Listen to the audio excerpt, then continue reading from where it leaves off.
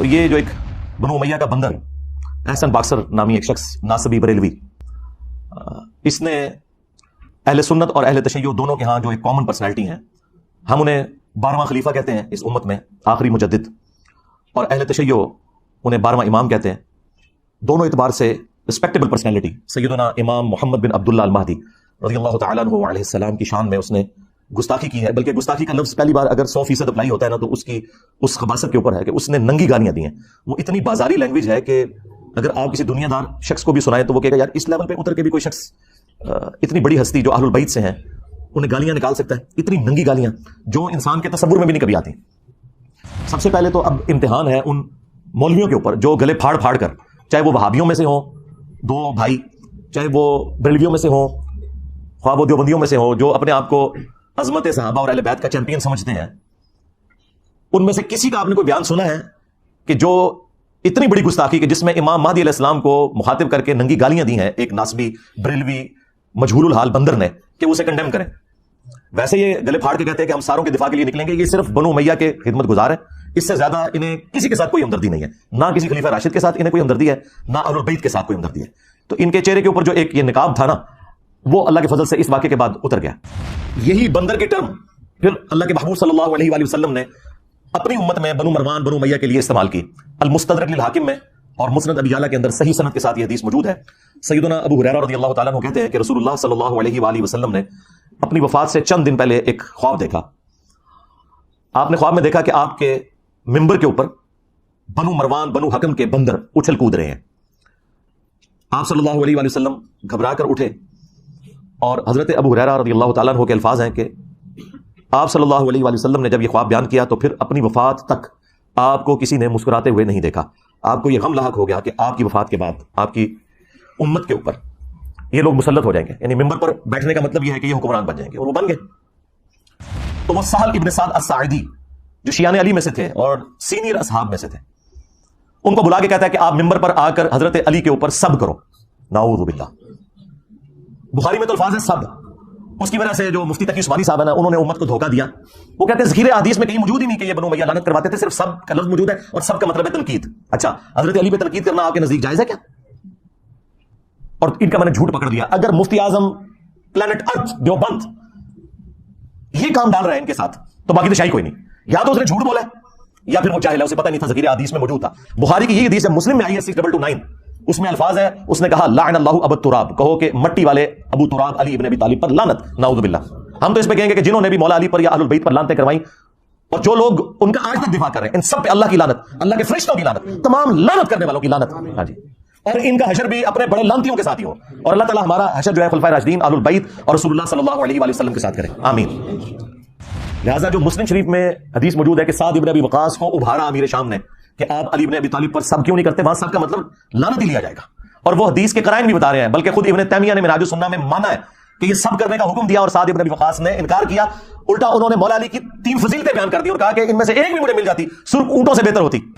اچھا، یہ سیم جو مسلم کی حدیث ہے نا 6220، سیم 100% اسی سند کے ساتھ، ایک راوی کا بھی فرق نہیں ہے۔ سنن نسائی الکبریٰ میں امام نسائی نے خصائص علی والے چیپٹر میں لی ہے، اور وہاں آگے پتہ کیا الفاظ ہے؟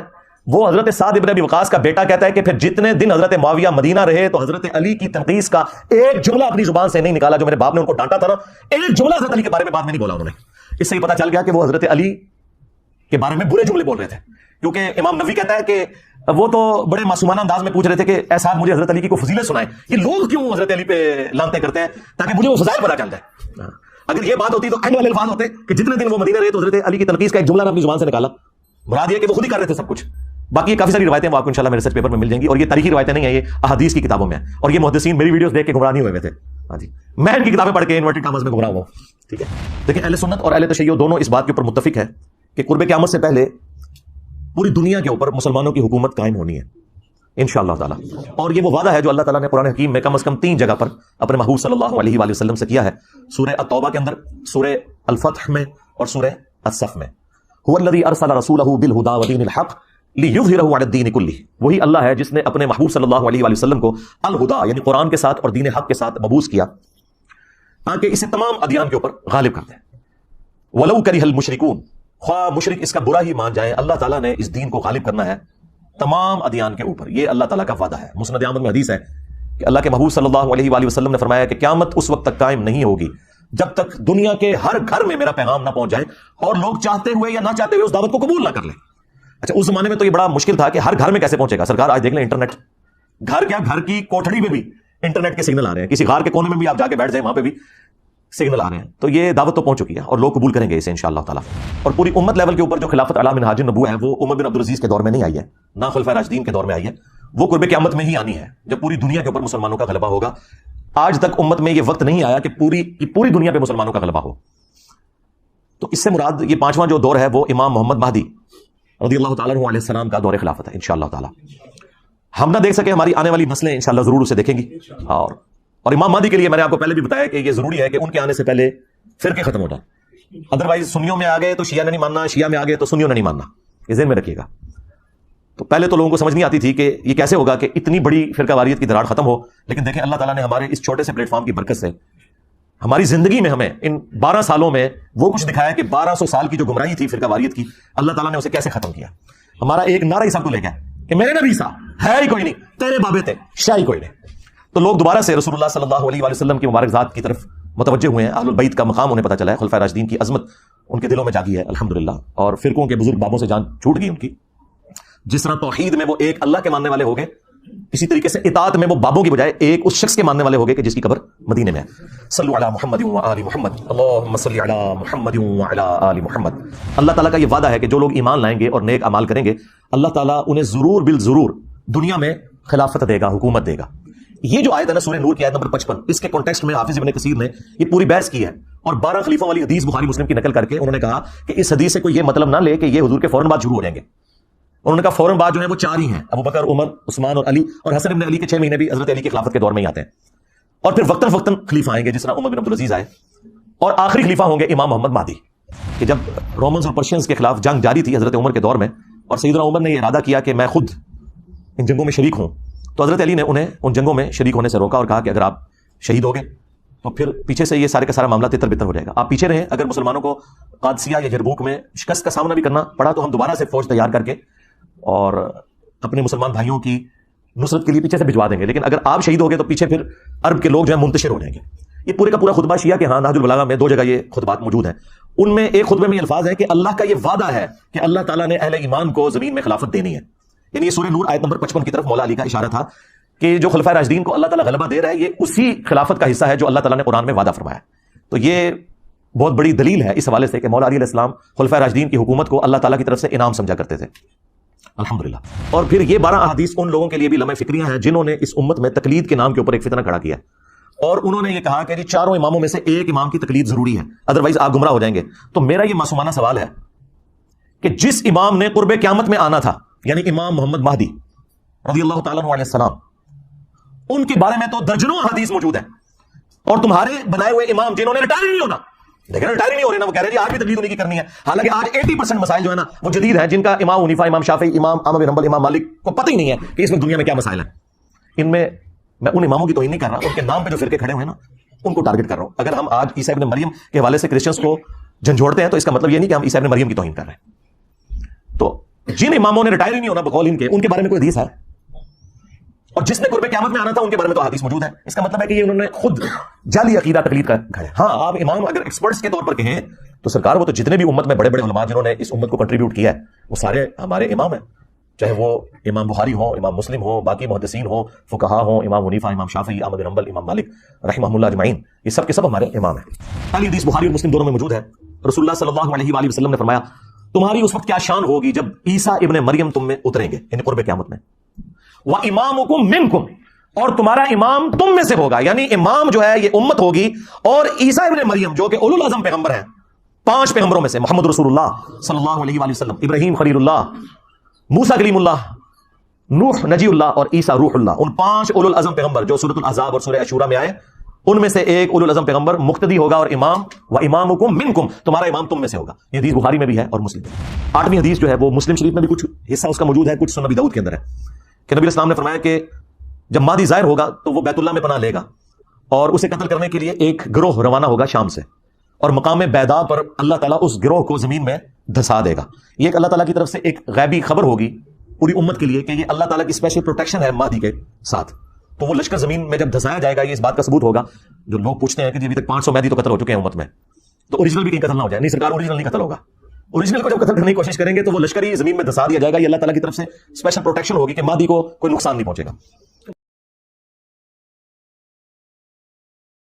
السلام علیکم ورحمۃ اللہ.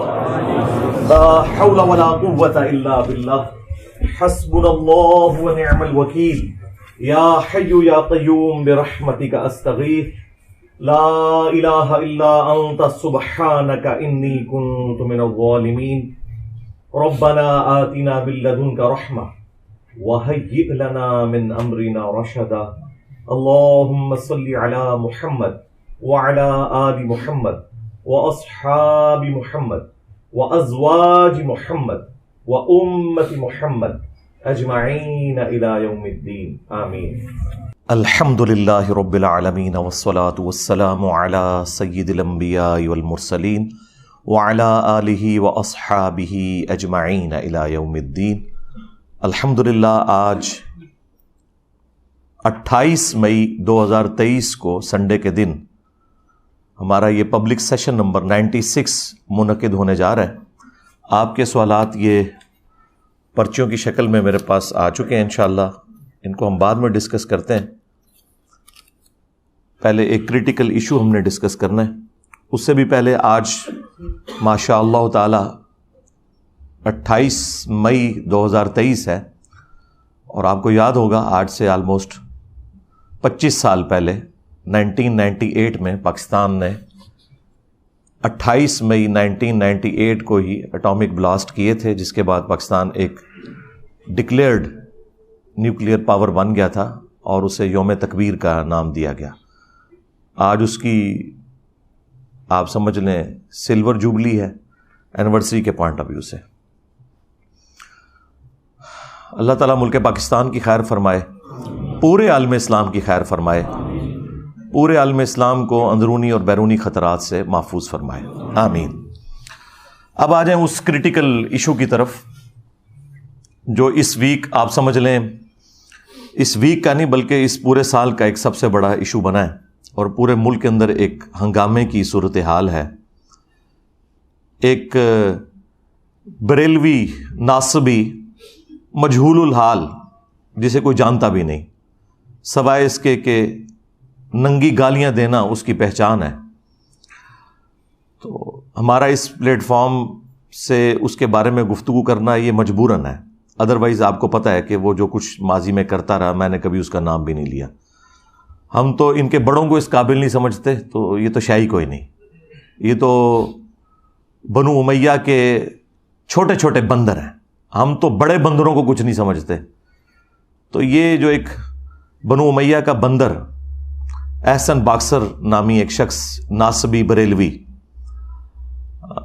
اس نے اہل سنت اور اہل تشیع دونوں کے ہاں جو ایک کامن پرسنالٹی ہیں, ہم انہیں 12واں خلیفہ کہتے ہیں اس امت میں, آخری مجدد, اور اہل تشیع انہیں 12واں امام کہتے ہیں. دونوں اعتبار سے رسپیکٹیبل پرسنالٹی سیدنا امام محمد بن عبداللہ المہدی رضی اللہ تعالیٰ عنہ علیہ السلام کی شان میں اس نے گستاخی کی ہے. بلکہ گستاخی کا لفظ پہلی بار اگر 100% اپلائی ہوتا ہے نا, تو اس کی اس خباثت کے اوپر ہے کہ اس نے ننگی گالیاں دی ہیں. وہ اتنی بازاری لینگویج ہے کہ اگر آپ کسی دنیا دار شخص کو بھی سنائیں تو وہ کہے گا یار اس لیول پہ اتر کے بھی کوئی شخص, اتنی بڑی ہستی جو اہل البیت سے ہیں, انہیں گالیاں نکال سکتا ہے. اتنی ننگی گالیاں جو انسان کے تصور میں بھی نہیں کبھی آتی. چونکہ ان کے بڑے بھی یہی کام کرتے رہے تو یہ انہی کی جائز اولاد ہیں, بنو امیہ کے بندر.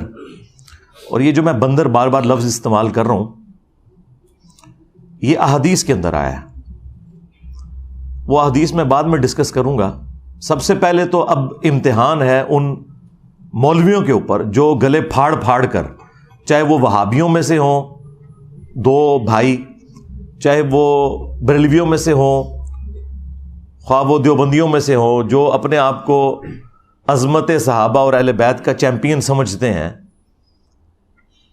ان میں سے کسی کا آپ نے کوئی بیان سنا ہے کہ جو اتنی بڑی گستاخی کہ جس میں امام مہدی علیہ السلام کو مخاطب کر کے ننگی گالیاں دی ہیں ایک ناسبی بریلوی مجہول الحال بندر نے کہ وہ اسے کنڈیم کریں.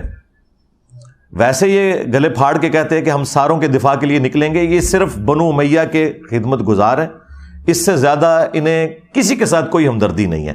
نہ کسی خلیفہ راشد کے ساتھ انہیں کوئی ہمدردی ہے, نہ اہل البیت کے ساتھ کوئی ہمدردی ہے. تو ان کے چہرے کے اوپر جو ایک یہ نقاب تھا نا, وہ اللہ کے فضل سے اس واقعے کے بعد اتر گیا.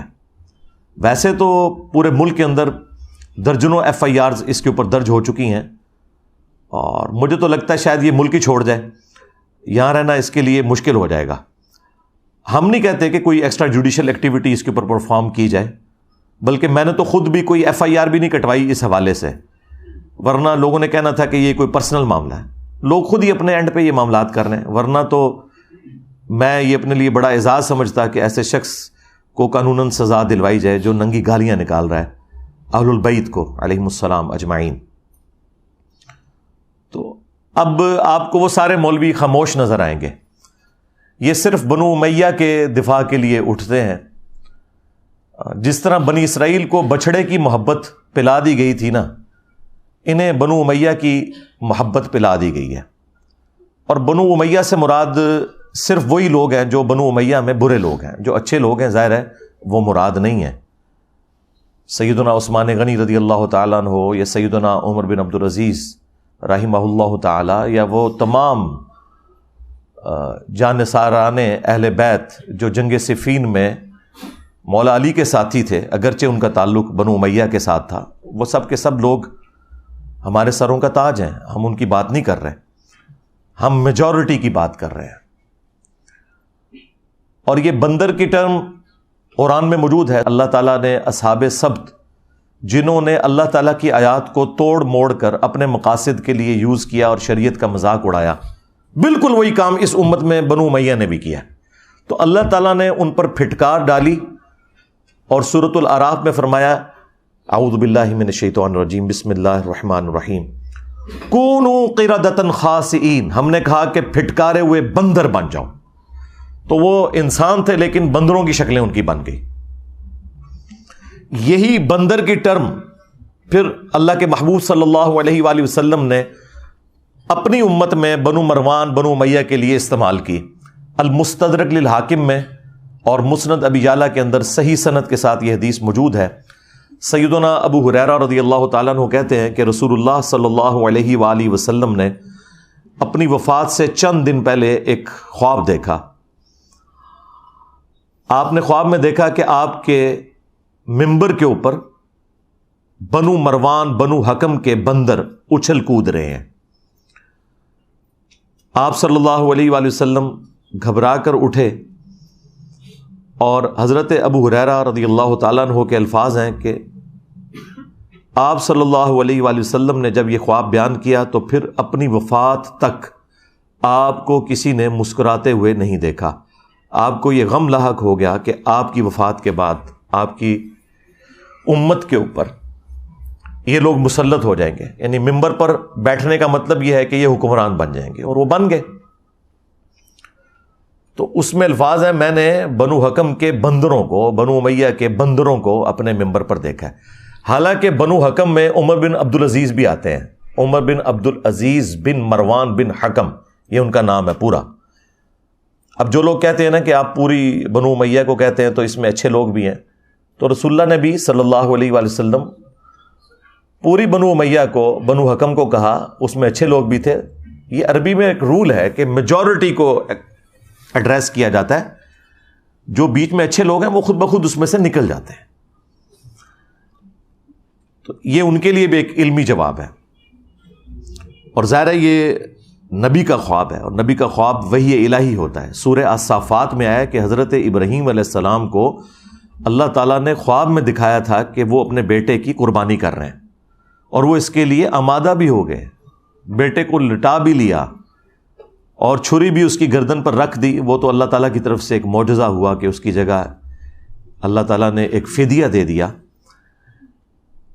اور ان کی جان بچ گئی. لیکن وہ سنت ابراہیمی آج تک زندہ ہے. تو تو اتنی بڑی ایکٹیویٹی ایک خواب کی بنیاد کے اوپر حضرت ابراہیم علیہ السلام نے پرفارم کی، اس وجہ سے کہ نبیوں کا خواب وحی الہی ہوتا ہے۔ باقی لوگوں کے خواب میں شیطان کو دخل ہو سکتی ہے، انبیاء کے خواب جو ہیں ان میں شیطانوں کا کوئی دخل نہیں ہوتا۔ بخاری اور مسلم دونوں میں حدیث موجود ہے، اللہ کے محبوب صلی اللہ علیہ وآلہ وسلم نے فرمایا کہ خواب نبوت کی خبروں کا 46واں حصہ ہے۔ اچھا، یہ لفظ خواب لکھا جاتا ہے خا، واو، الف اور با، لیکن پڑھتے ہوئے اس کی واو اڑ جاتی ہے، اس کو پڑھنے کا طریقہ ہے خواب۔ یہ خواب نہیں پڑھا جاتا، ویسے اردو میں چل بھی جاتا ہے لیکن یہ لفظ ہے خواب، تو واو اس میں پھر سائلنٹ ہو جاتی ہے۔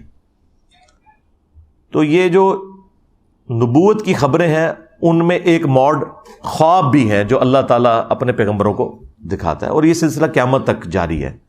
بخاری مسلم دونوں میں حدیث ہے کہ اب میری وفات کے بعد نبوت کی خبروں میں صرف مبشرات باقی ہیں، باقی سب کچھ بیان ہو چکا ہے، نہ کوئی کشف ہوگا، نہ کوئی وحی خفی ہوگی، نہ کوئی وحی جلی ہوگی، کچھ بھی نہیں ہوگا سوائے مبشرات کے۔ پوچھا گیا مبشرات کیا ہیں تو فرمایا کہ وہ خواب ہیں، لیکن وہ بھی بخاری مسلم دونوں میں آیا کہ خواب کی پھر 3 قسمیں ہیں، یا وہ اللہ کی طرف سے ہوں گے، یا شیطان کی طرف سے، یا پھر نفس کی طرف سے۔ اب یہ ایک پورا ٹاپک ہے، خوابوں پہ میں نے الگ سے ایک بڑی تفصیلی ویڈیو ریکارڈ کروائی ہے، رپلائی ٹو مولانا الیاس قادری آن خواب میں دیدار مصطفیٰ صلی اللہ علیہ وآلہ وسلم، کیونکہ یہ ایک بڑا کریٹیکل ٹاپک تھا، اس کو میں نے سینٹرڈ کرتے ہوئے ایک تفصیلی ویڈیو ریکارڈ کروائی ہے، وہ آپ دیکھ سکتے ہیں۔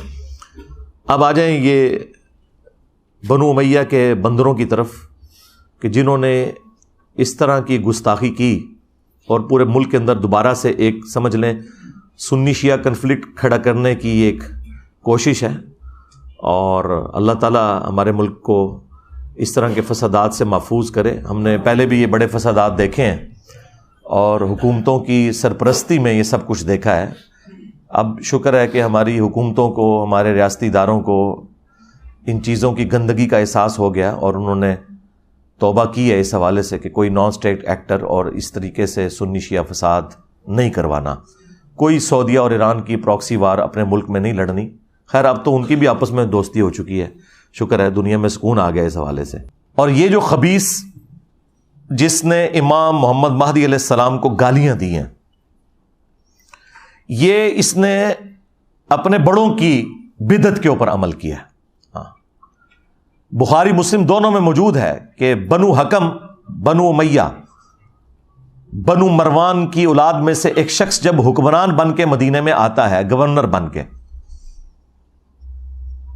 تو وہ سہل ابن سعد الساعدی جو شیعان علی میں سے تھے اور سینئر اصحاب میں سے تھے، ان کو بلا کے کہتا ہے کہ آپ ممبر پر آ کر حضرت علی کے اوپر سب کرو۔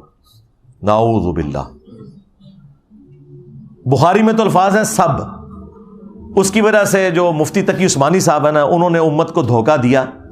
وہ کہتے ہیں ذخیرے احادیث میں کہیں موجود ہی نہیں کہ یہ بنو امیہ لعنت کرواتے تھے، صرف سب کا لفظ موجود ہے، اور سب کا مطلب ہے تنقید۔ اچھا، حضرت علی پہ تنقید کرنا آپ کے نزدیک جائز ہے کیا؟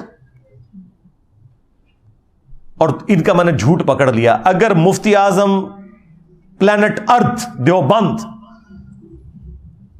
یہ کام ڈال رہا ہے ان کے ساتھ، تو باقی تو شاہی کوئی نہیں۔ یا تو اس نے جھوٹ بولا ہے یا پھر وہ جاہل ہے، اسے پتہ ہی نہیں تھا، ذخیرہ حدیث میں موجود تھا۔ بخاری کی یہ حدیث جب مسلم میں آئی ہے 6229، اس میں الفاظ ہیں، اس نے کہا لعن اللہ ابو تراب، کہو کہ مٹی والے ابو تراب علی ابن ابی طالب پر لعنت، نعوذ باللہ۔ ہم تو اس پہ کہیں گے کہ جنہوں نے بھی مولا علی پر یا اہل البیت پر لعنتیں کروائیں، اور جو لوگ ان کا آج تک دفاع کر رہے ہیں، ان سب پہ اللہ کی لعنت، اللہ کے فرشتوں کی لعنت، تمام لعنت کرنے والوں کی لعنت۔ ہاں جی، اور ان کا حشر بھی اپنے بڑے لعنتیوں کے ساتھ ہی ہو، اور اللہ تعالی ہمارا حشر جو ہے خلفائے راشدین، اہل البیت اور رسول اللہ صلی اللہ علیہ وآلہ وسلم کے ساتھ کرے، آمین۔ تو دھوکہ دیتے رہے، لہذا جب بنو امیہ کے حوالے سے سب کا لفظ آئے تو آپ سمجھ جائیں کہ اس سے مراد ہے لعن اللہ ابو تراب۔ یہ مسلم شریف ہے، مولانا شریف نہیں ہے، اور جھوٹ بولتے ہیں جی مودودی تاریخی روایتیں لکھتا رہا، چڑھ دو میں نے ریسرچ پیپر لکھ دیا ہے واقعہ کربلا کا حقیقی پس منظر 72 صحیح الاسناد احادیث کی روشنی میں 200 روایتیں جمع کی ہیں، بخاری مسلم سے اکثر ہیں، اللہ کے فضل سے عربی میں بھی ہے، اردو میں بھی ہے، انگلش میں بھی ہے، بنگلہ زبان کے اندر بھی ہے، ہندی کے اندر بھی ہے، جتنی بڑی بڑی مسلمانوں کی زبانیں ہیں ان میں آپ مفت ڈاؤن لوڈ کریں ہماری ویب سائٹ ahlsunnatpak.com سے۔ اگر ہارڈ کاپی آپ کو مفت چاہیے تو صرف ڈاک کا آپ کو خرچہ دینا ہوگا۔ 12 ریسرچ پیپرز آپ کو فری آئیں گے گھر، جن میں سے 9 ریسرچ پیپرز ہیں اور 3 اذکار کارڈ ہیں۔ صبح 9 سے لے کر شام 5 بجے تک ہمارا جو نمبر ہے اکیڈمی کا وہ آن رہتا ہے، 032159000162، اس پہ آپ رابطہ کریں، آپ کے گھر یہ فری ڈاک آ جائے گی۔ صرف 500 روپے آپ کو TCS کا خرچہ دینا ہوگا، باقی آپ کو پلاسٹک پیکنگ میں انشاءاللہ وہ فری ملے گا ریسرچ پیپر، اور ساتھ اور ریسرچ پیپرز بھی ہوں گے۔ تو اللہ کے فضل سے میں نے وہ ساری باتیں اس میں جمع کی ہوئی ہیں۔ لہٰذا جو مسلم شریف میں حدیث موجود ہے کہ سعد ابن ابی وقاص کو ابھارا امیر شام نے کہ آپ علی ابن ابی طالب پر سب کیوں نہیں کرتے، وہاں سب کا مطلب لعنت ہی لیا جائے گا، اور وہ حدیث کے قرائن بھی بتا رہے ہیں، بلکہ خود ابن تیمیہ نے منہاج السنہ میں مانا ہے کہ یہ سب کرنے کا حکم دیا اور سعد ابن ابی وقاص نے انکار کیا۔ الٹا انہوں نے مولا علی کی 3 فضیلتیں بیان کر دی اور کہا کہ ان میں سے ایک بھی مجھے مل جاتی سرخ اونٹوں سے بہتر ہوتی۔ سن پہلی فضیلت کہ نبی علیہ السلام نے خیبر کے موقع پر فرمایا تھا کہ کل میں اس شخص کے ہاتھ میں جھنڈا دوں گا جو اللہ اور اس کے رسول سے محبت کرتا ہے اور اللہ اور اس کا رسول اس سے محبت کرتے ہیں، اور ہم پوری رات سوئے نہیں اس شوق میں کہ وہ خوش نصیب کون ہوگا۔ اور صبح رسول اللہ صلی اللہ علیہ وآلہ وسلم نے علی ابن ابی طالب کو وہ جھنڈا دیا۔ اور مسلم میں تو یہاں تک الفاظ ہیں، حضرت عمر کہتے ہیں مجھے پوری زندگی کبھی خواہش نہیں ہوئی تھی کہ مجھے حضور کوئی عہدہ دیں سوائے اس ایک موقع کے، یعنی حضرت علی پہ رشک کرتے تھے حضرت عمر خیبر کی وجہ سے۔ اور پھر ان کا معاویہ سن دوسرا موقع تبوک کے موقع پر، جب نبی علیہ السلام نے پہلا اور آخری موقع تھا کہ حضرت علی کو مدینہ شریف چھوڑا اور آپ جنگ پہ جا رہے تھے رومن امپائر کے خلاف، تو حضرت علی رو پڑے، تو آپ نے انہیں تسلی دی کہ علی کیا تو اس بات پہ راضی نہیں کہ تیری میرے ساتھ وہی نسبت ہے جو ہارون کی موسیٰ کے ساتھ، مگر میرے بعد کوئی نبی نہیں۔ یعنی رسول اللہ کے بعد کوئی نبی ہوتا تو حضرت علی ہوتے، اور اگر رسول اللہ کے ہوتے ہوئے کوئی امتی نبی ہوتا تو بھی حضرت علی ہوتے، تو غلام قادیانی دجال شاہی کوئی نہیں، اگر مولا علی نبی نہیں بن سکے تو تیسری فضیلت انہوں نے کہا کہ سن، جب نجران کے عیسائیوں کا وفد آیا اور نبی علیہ السلام کو اللہ تعالیٰ نے حکم دیا سورہ آل عمران میں کہ آپ ان سے مباہلہ کریں، تو نبی علیہ السلام اپنے ساتھ علی، حسن، حسین اور فاطمہ کو لے کر آئے اور کہا اللہم ہؤلاء اہل بیتی، اے اللہ یہ میرے اہل بیت ہیں۔ یہ 3 موقع ایسے ہیں، بلکہ ابن ماجہ میں تو چوتھی فضیلت بھی سعد ابن ابی وقاص نے رپورٹ کی، من کنت مولاہ فہذا علی مولا، جس کا مولا میں اس کا مولا علی، یعنی غدیر خم والا بھی انہوں نے موقع وہاں پہ بیان کیا۔ تو اچھا، یہ سیم جو مسلم کی حدیث ہے نا 6220، سیم 100% اسی سند کے ساتھ، ایک راوی کا بھی فرق نہیں ہے۔ سنن نسائی الکبریٰ میں امام نسائی نے خصائص علی والے چیپٹر میں لی ہے، اور وہاں آگے پتہ کیا الفاظ ہیں، وہ حضرت سعد ابن ابی وقاص کا بیٹا کہتا ہے کہ پھر جتنے دن حضرت معاویہ مدینہ رہے تو حضرت علی کی تنقیص کا ایک جملہ اپنی زبان سے نہیں نکالا، جو میرے باپ نے ان کو ڈانٹا تھا نا، ایک جملہ حضرت علی کے بارے میں بعد میں نہیں بولا انہوں نے۔ اس سے یہ پتہ چل گیا کہ وہ حضرت علی کے بارے میں برے جملے بول رہے تھے، کیونکہ امام نووی کہتا ہے کہ وہ تو بڑے معصومانہ انداز میں پوچھ رہے تھے کہ اے سعد مجھے حضرت علی کی کوئی فضیلت سنائے، یہ لوگ کیوں حضرت علی پہ لانتیں کرتے ہیں، تاکہ مجھے وہ فضائل پتہ چل جائے۔ اگر یہ بات ہوتی تو اینڈ والے الفاظ ہوتے کہ جتنے دن وہ مدینے رہے تو حضرت علی کی تنقیص کا ایک جملہ نہ اپنی زبان سے نکالا، مراد یہ کہ وہ خود ہی کر رہے تھے سب کچھ۔ باقی یہ کافی ساری روایتیں وہ آپ کو انشاءاللہ میرے ریسرچ پیپر میں مل جائیں گی، اور یہ تاریخی روایتیں نہیں ہیں، یہ احادیث کی کتابوں میں ہیں، اور یہ محدثین میری ویڈیوز دیکھ کے گمراہ نہیں ہوئے تھے، ہاں جی، میں ان کی کتابیں پڑھ کے انورٹڈ کاماز میں گمراہ ہوا ہوں، ٹھیک ہے۔ تو یہ الگ سے ایک ٹاپک ہے۔ تو یہ جو کچھ اس نے کیا ہے نا، اس ناسبی بندر نے، یہ اپنے بڑوں کے طریقے کے اوپر چل رہا ہے۔ تو یہ جو اس وقت حرکت ہوئی ہے نا، اس کے بعد ایک پورے ملک میں آپ کو پتہ ہے ہنگامہ کھڑا ہوا ہے، اور زیادہ ظاہر ہے کہ اس حوالے سے اہل تشیع ہرٹ ہوئے ہیں۔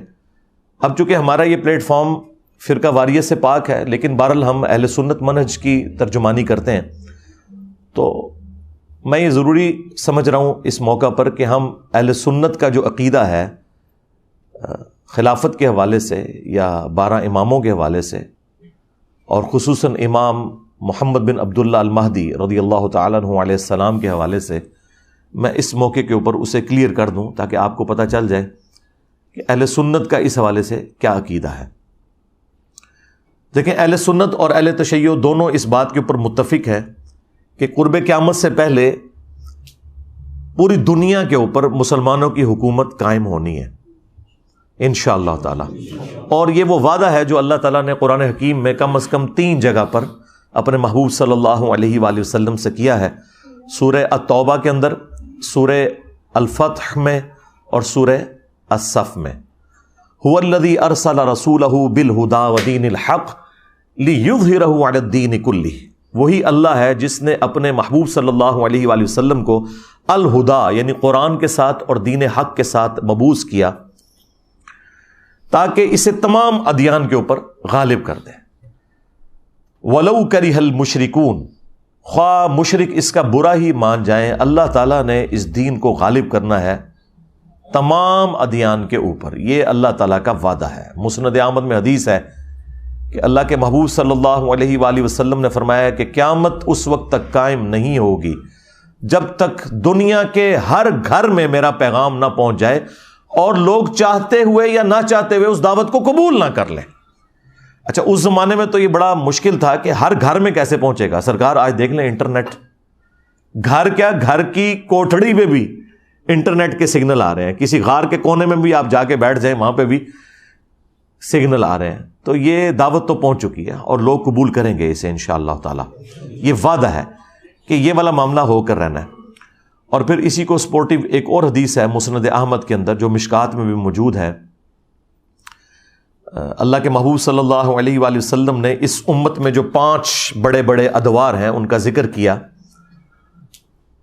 اور آپ صلی اللہ علیہ وآلہ وسلم کے رازدار حذیفہ ابن یمان اس حدیث کو روایت کرتے ہیں کہ اللہ کے محبوب صلی اللہ علیہ وآلہ وسلم نے فرمایا کہ اللہ تعالیٰ جب تک چاہے گا تم میں نبوت رہے گی، یعنی میرا وجود باقی رہے گا، پھر اللہ تعالیٰ مجھے اٹھا لے گا، اور پھر میری وفات کے بعد خلافت علی منہاج النبوہ قائم ہو جائے گی،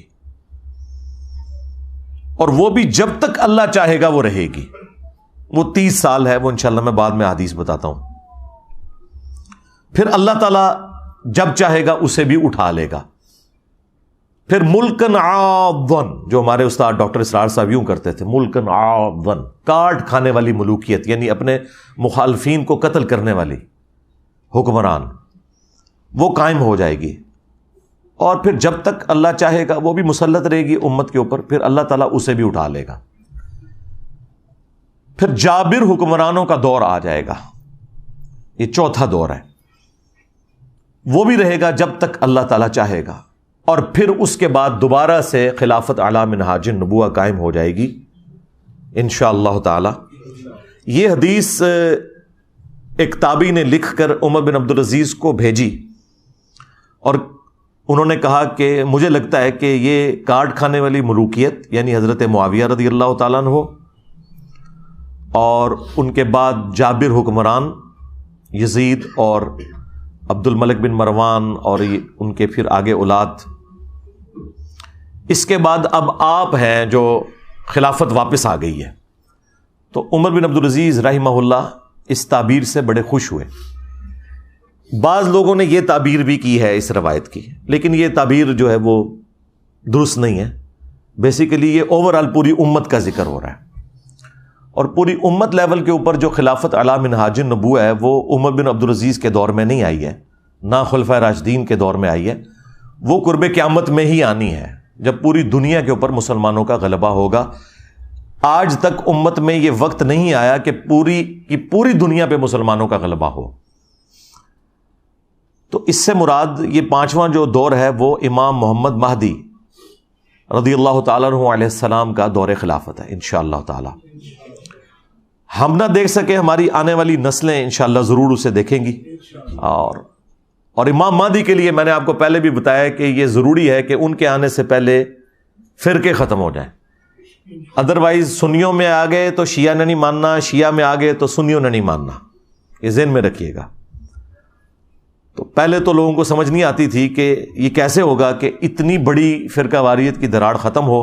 لیکن دیکھیں اللہ تعالیٰ نے ہمارے اس چھوٹے سے پلیٹ فارم کی برکت سے ہماری زندگی میں ہمیں ان 12 سالوں میں وہ کچھ دکھایا کہ 1200 سال کی جو گمراہی تھی فرقہ واریت کی، اللہ تعالیٰ نے اسے کیسے ختم کیا.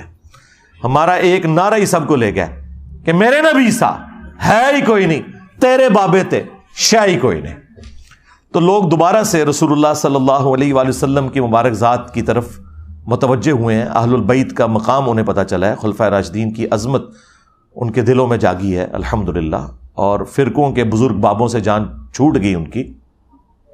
جس طرح توحید میں وہ ایک اللہ کے ماننے والے ہو گئے، اسی طریقے سے اطاعت میں وہ بابوں کی بجائے ایک اس شخص کے ماننے والے ہو گئے کہ جس کی قبر مدینے میں ہے. صلو علی محمد و آل محمد، اللہم صلی علی محمد و علی آل محمد. تو یہ بہت بڑی چیز ہے جو اللہ تعالیٰ نے ہمیں اپنی زندگی میں دکھائی ہے. تو یہ 5 ادوار ہے، یعنی نبی علیہ السلام کا مبارک دور، پھر خلفائے راشدین کا دور، اس کے بعد کاٹ کھانے والی ملوکیت، اور پھر اس کے بعد جابر حکمران، اور پھر اینڈ پہ خلافت علی منہاج النبوہ. تو آج تو ہم ماضی میں جا کے یہ سارے ادوار دیکھ سکتے ہیں. نبی علیہ السلام کا مبارک دور، اس کے بعد 30 سال خلافت راشدہ، اس کے بعد بنو امیہ اور بنو عباس. یہ وہ کاٹ کھانے والی ملوکیت تھی جو اپنے مخالفین کو کاٹ دیتی تھی، فریڈم آف ایکسپریشن نہیں دیتی تھی. اس کے بعد جابر حکمران. جابر حکمرانوں کا دور وہ ہے جب مسلمانوں پر زبردستی حکمران مسلط ہو گئے، یعنی کلونین پاورز آ گئیں، کہیں پہ فرینچ آ گئے، کہیں پہ گریٹ برٹن کا قبضہ ہو گیا. اور پھر آلموسٹ آج سے 100 سال پہلے ان کی گرفت ڈھیلی پڑی، اور آج ماشاءاللہ آلموسٹ 60 کے قریب مسلم کنٹریز دنیا میں موجود ہیں.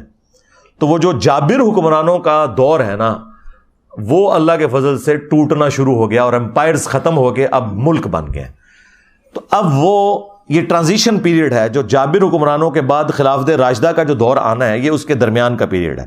ظاہر ہے یہ فوراً تو ایک پیریڈ دوسرے میں شفٹ نہیں ہوتا، گریجولی ہوتا ہے. تو اس وقت ہم 4تھے اور 5ویں دور کے درمیان بیٹھے ہوئے ہیں انشاءاللہ تعالی، اور اللہ تعالیٰ نے چاہا تو انشاءاللہ ہم نہیں تو ہماری آنے والی نسلیں اس غلبے کو دیکھیں گی، امام محمد مہدی رضی اللہ تعالیٰ عنہ علیہ السلام. اچھا، اب اہل سنت اور اہل تشیع میں جو امام مہدی کے حوالے سے اختلاف یہ ہے کہ وہ ان کو 12 اماموں میں 12واں امام سمجھتے ہیں، اور وہ 12 کے 12 امام ہم بھی مانتے ہیں، وہ سارے اہل سنت کے بھی امام ہیں، امام علی علیہ السلام سے لے کر امام محمد مہدی تک. لیکن ان کا موقف یہ ہے کہ وہ غیابت میں چلے گئے آج سے آلموسٹ 1200 سال پہلے، اور وہ قرب قیامت میں ظاہر ہوں گے. اہل سنت کا موقف یہ ہے کہ وہ اہل البیت میں سے ہوں گے، لیکن وہ قرب قیامت میں پیدا ہوں گے.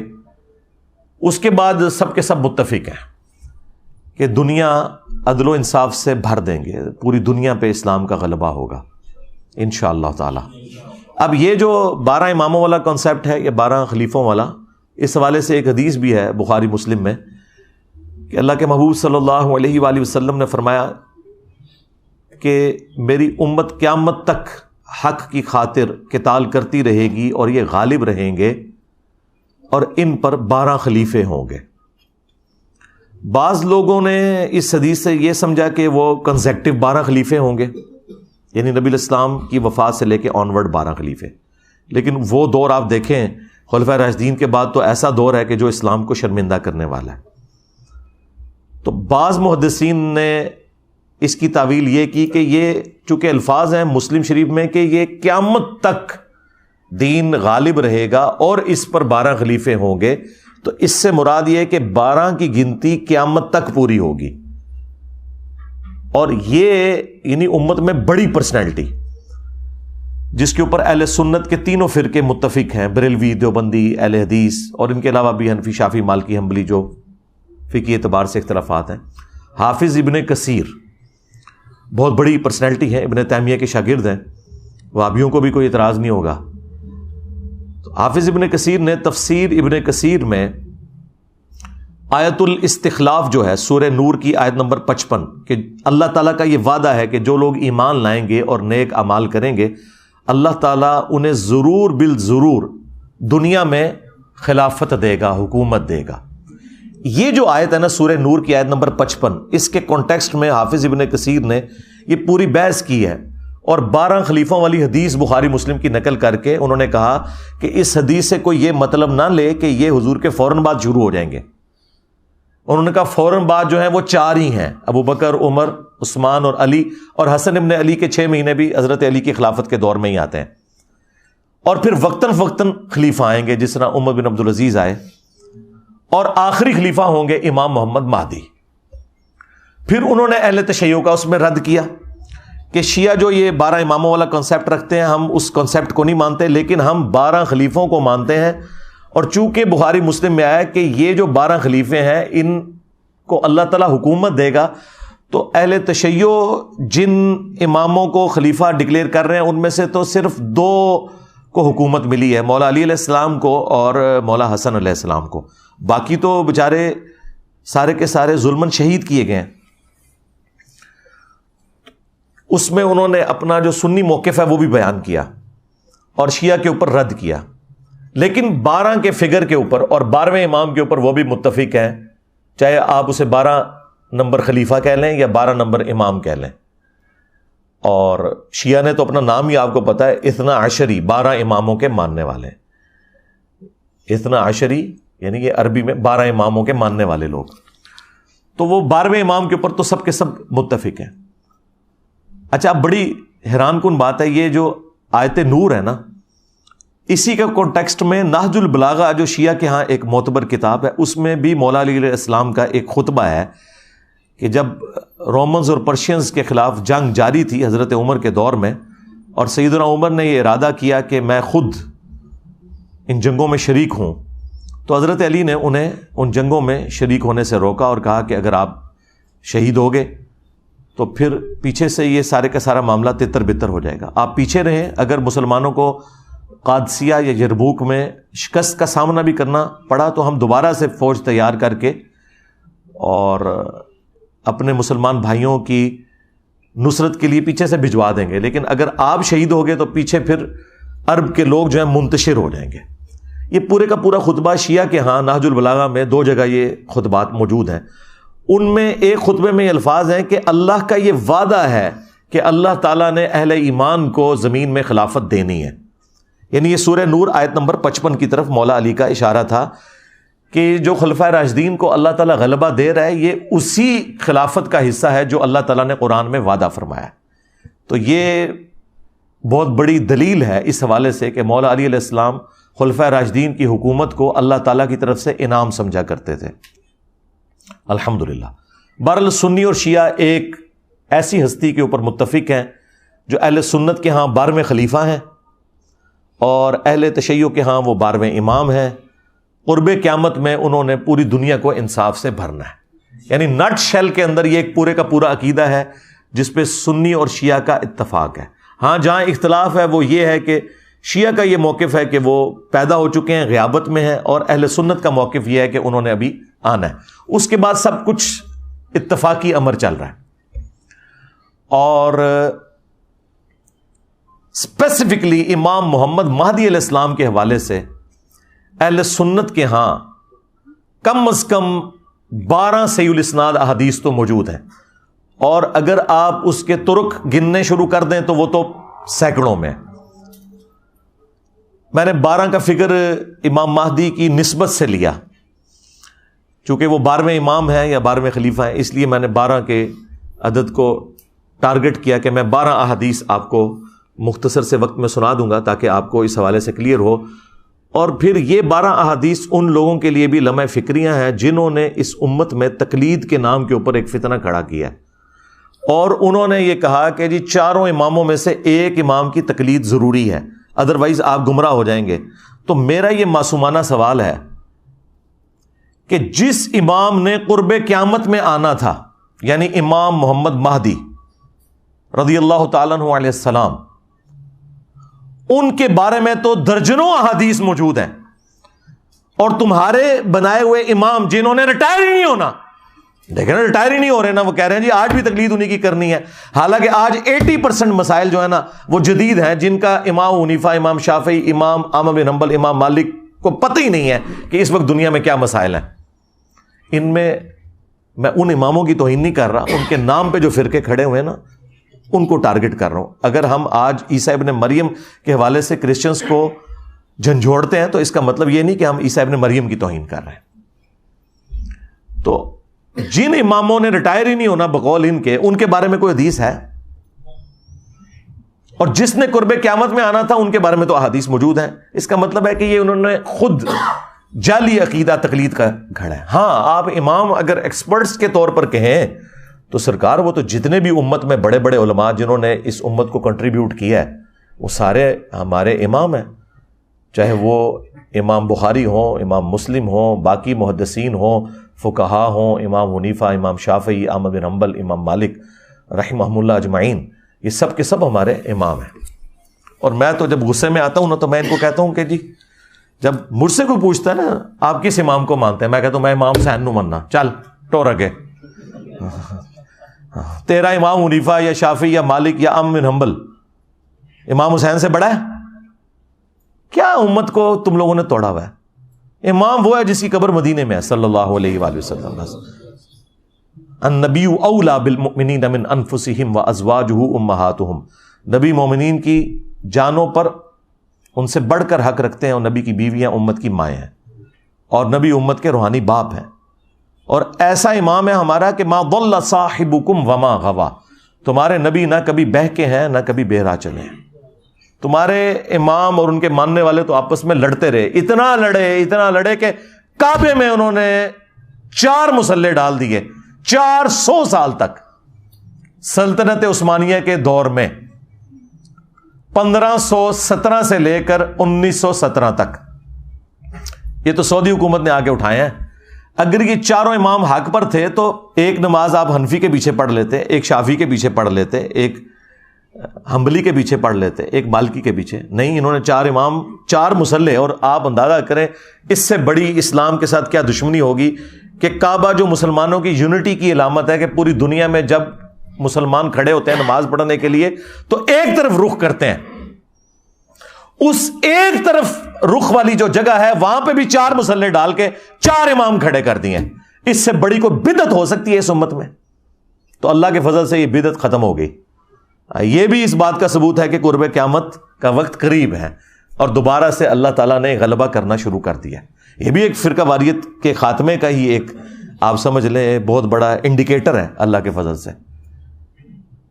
تو اللہ کا شکر ہے کہ ہم بڑے مبارک دور میں پیدا ہوئے ہیں کہ جب معاملات بہتری کی طرف جا رہے ہیں، اور سب سے بڑھ کر ہمیں قرآن و سنت کی تعلیمات ریٹن فارم میں ہر بندے کے موبائل کے اندر موجود ہیں، وہ کاؤنٹر ویریفائی کر سکتا ہے۔ میں جتنی احادیث بیان کر رہا ہوں ہماری تمام ویڈیوز میں ایک ایک حدیث کا انٹرنیشنل نمبر لگتا ہے جو سٹینڈرائز ہے عربی کتابوں کا، پلس ہم ان کتابوں کی عربی اور اردو ترجمہ دونوں ڈسپلے کرواتے ہیں، کسی کو شک ہی نہ رہے، کاؤنٹر ویریفائی آپ کر سکتے ہیں۔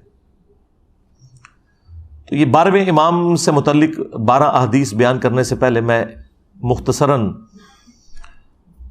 اس کاٹ کھانے والی ملوکیت کے حوالے سے بھی ڈسکشن کر دوں، جو نبی علیہ السلام نے فرمایا کہ خلافت راشدہ کے بعد کاٹ کھانے والی ملوکیت آ جائے گی۔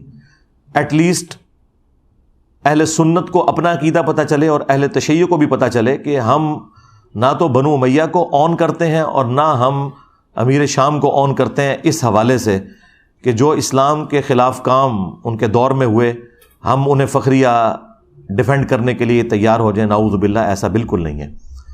ابو داؤد اور ترمذی کے اندر حدیث موجود ہے کہ رسول اللہ صلی اللہ علیہ وآلہ وسلم نے ارشاد فرمایا کہ میرے بعد خلافت علی منہاج النبوہ 30 سال تک رہے گی۔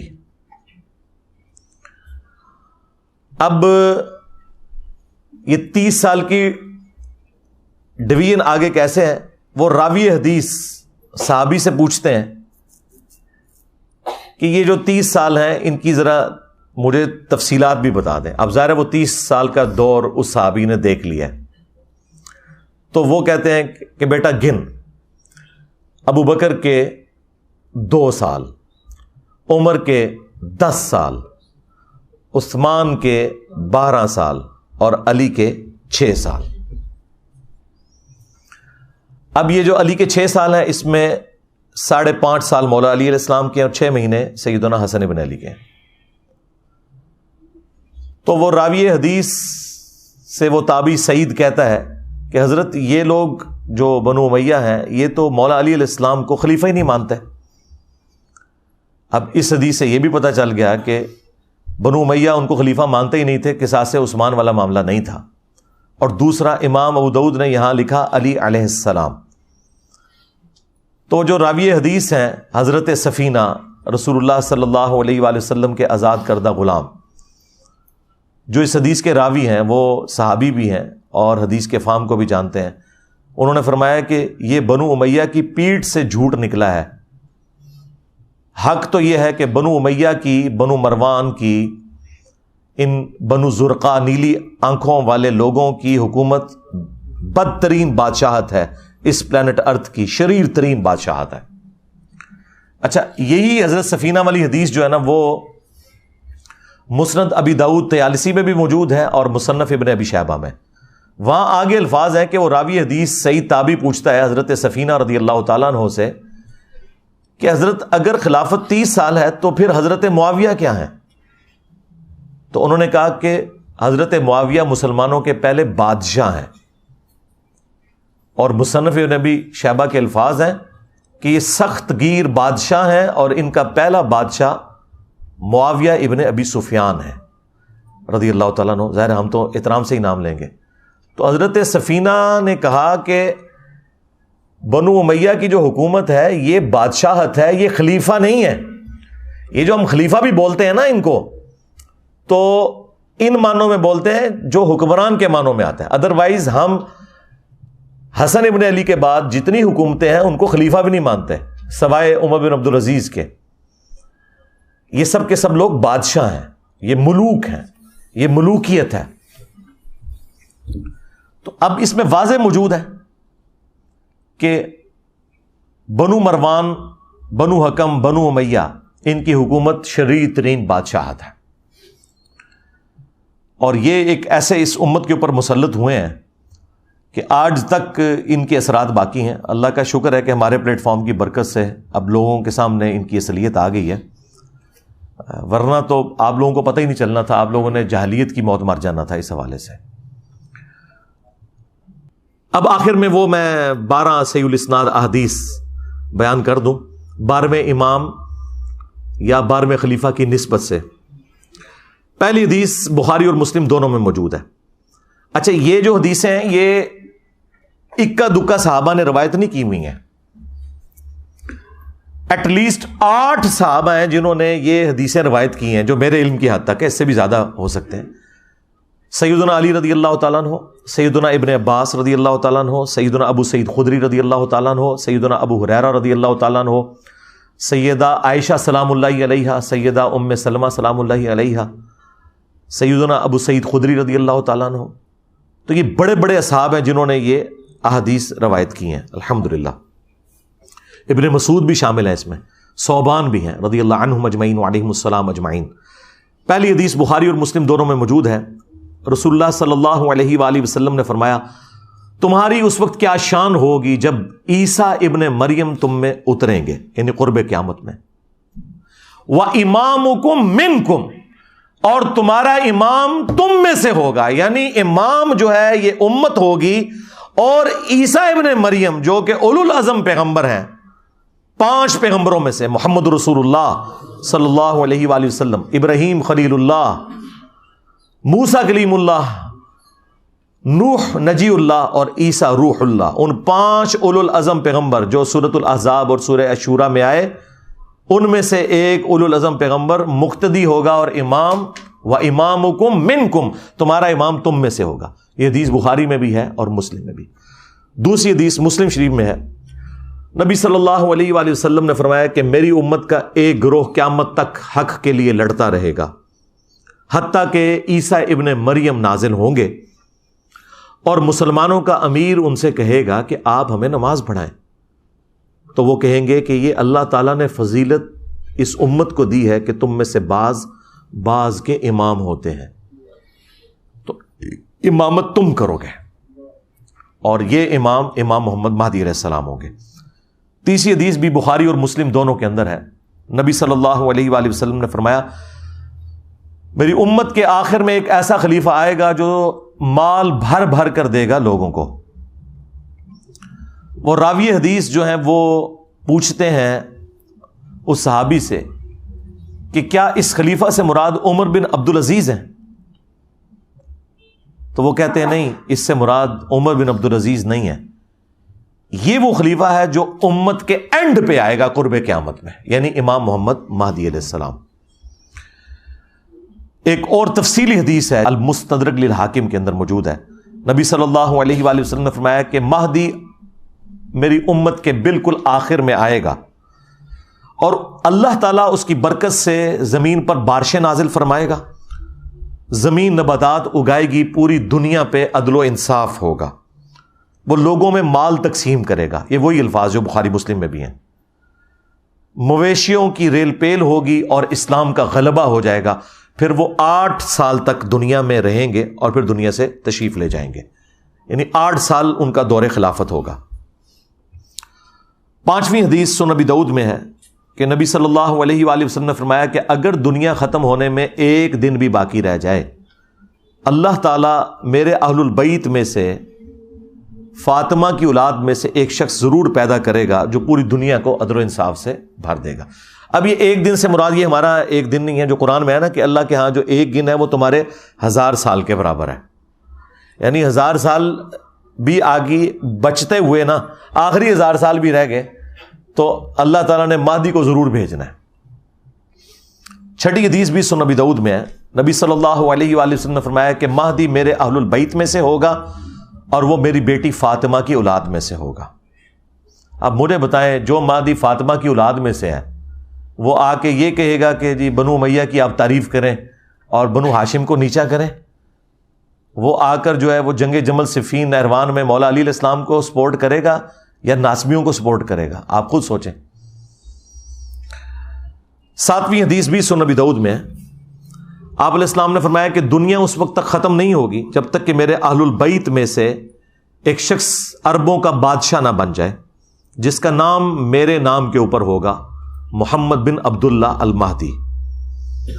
8ویں حدیث جو ہے وہ مسلم شریف میں بھی کچھ حصہ اس کا موجود ہے، کچھ سنن نبی داؤد کے اندر ہے کہ نبی علیہ السلام نے فرمایا کہ جب مہدی ظاہر ہوگا تو وہ بیت اللہ میں پناہ لے گا اور اسے قتل کرنے کے لیے ایک گروہ روانہ ہوگا شام سے، اور مقام بیدا پر اللہ تعالیٰ اس گروہ کو زمین میں دھسا دے گا۔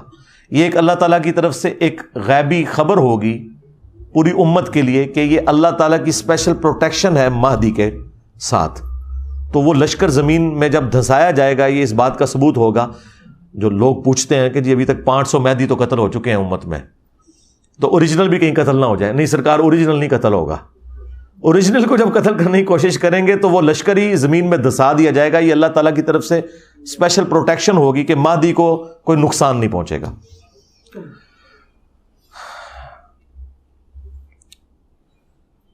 نویں حدیث سنن ابن ماجہ میں ہے کہ نبی علیہ السلام نے فرمایا کہ مہدی میرے اہل بیت میں سے ہوگا اور اللہ تعالیٰ ایک رات میں اس کا معاملہ درست کر دے گا، یعنی حالات و واقعات ایسے فیوریبل کر دے گا کہ مسلمانوں کی لیڈرشپ کے لیے اسے تیار کر دے گا۔ اچھا، ابن ماجہ میں ایک اور روایت بھی ہے، جعلی روایت ہے جو قادیانی پیش کرتے ہیں کہ مہدی اور عیسیٰ ابن مریم ایک ہی شخصیت کے 2 نام ہیں، اور اس کی بنیاد پہ انہوں نے غلام القادیانی دجال کو ڈکلیئر کیا۔ حالانکہ وہ روایت جو ہے وہ منقطع ہے، راوی یعنی ملاقات ہی آپس میں ثابت نہیں ہے، حسن بصری مدلس ہے، ان سے روایت کر رہے ہیں، کم از کم 4 سکم اس روایت میں موجود ہے، جعلی روایت ہے، جسے جعلی روایت محدثین نے ڈکلیئر کیا، وہ اس کی بنیاد کے اوپر وہ آگے لے کے چل رہے ہوتے ہیں اس معاملے کو۔ یہ 9 حدیثیں جو ہیں یہ مرفوع حدیثیں ہیں جو میں نے بیان کی، یعنی نبی صلی اللہ علیہ وآلہ وسلم نے خود ارشاد فرمایا اور صحابہ نے نبی علیہ السلام سے سنا۔ آخری 3 حدیثیں جو ہیں وہ صحابہ کے اقوال ہیں، اور صحابی کا قول اگر مستقبل کی خبر سے متعلق ہو تو یہ محدثین کا اتفاق ہے کہ وہ اللہ کے نبی کے بتانے پر ہی محمول ہوتا ہے، کیونکہ غیبی خبر نبی کے ذریعے صحابہ کو دی جاتی ہے۔ جس طرح فضائل صحابہ احمد بن حنبل کی کتاب میں روایت صحیح سند کے ساتھ موجود ہے، اور یہ روایت جو ہے وہ نہج البلاغہ میں بھی موجود ہے مولا علیہ السلام کے خطبات میں، کہ میری وجہ سے 2 فرقے جہنم میں جائیں گے اور 2 گمراہ ہوں گے، ایک میری محبت میں غلوف کر کے، ایک میری دشمنی میں، یعنی رافضی اور ناصبی۔ یہ روایت سنی اور شیعہ دونوں کے ہاں پائی جاتی ہے۔ سنیوں کے ہاں فضائل صحابہ احمد بن حنبل کی کتاب میں مولا علی کا قول ہے، اور شیعہ کے ہاں نہج البلاغہ میں مولا علی کا قول موجود ہے۔ یہ علیحدہ بات ہے کہ سنی جو ہیں وہ شیعہ کو رافضی کہتے ہیں، اور شیعہ جو ہے سنیوں کو ناصبی کہتے ہیں۔ تو روایت دونوں مان رہے ہیں۔ اب یہ جو مولا علی کا قول ہے یہ محمول ہے نبی الاسلام کے بتانے کے اوپر، تو اس طرح کی جو مستقبل کی خبریں ہیں وہ امپلائڈ ہوتا ہے کہ وہ نبی کے بتانے پر محمول ہے۔ انہیں کہا جاتا ہے موقوفاً روایتیں ہیں۔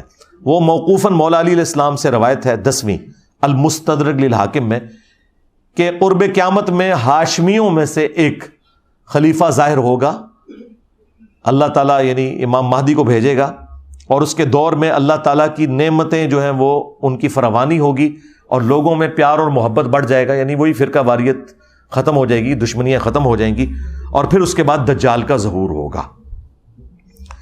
پھر جب دجال کا ظہور ہوگا تو پھر حضرت عیسیٰ ابن مریم کو اللہ تعالیٰ بھیجے گا دجال کو قتل کرنے کے لیے۔ وہ مسلم شریف میں بڑی تفصیلی حدیث موجود ہے، دجال کے اوپر الگ سے میری ویڈیوز آپ دیکھ لیں، کیونکہ دجال کا فتنہ بہت بڑا فتنہ ہوگا۔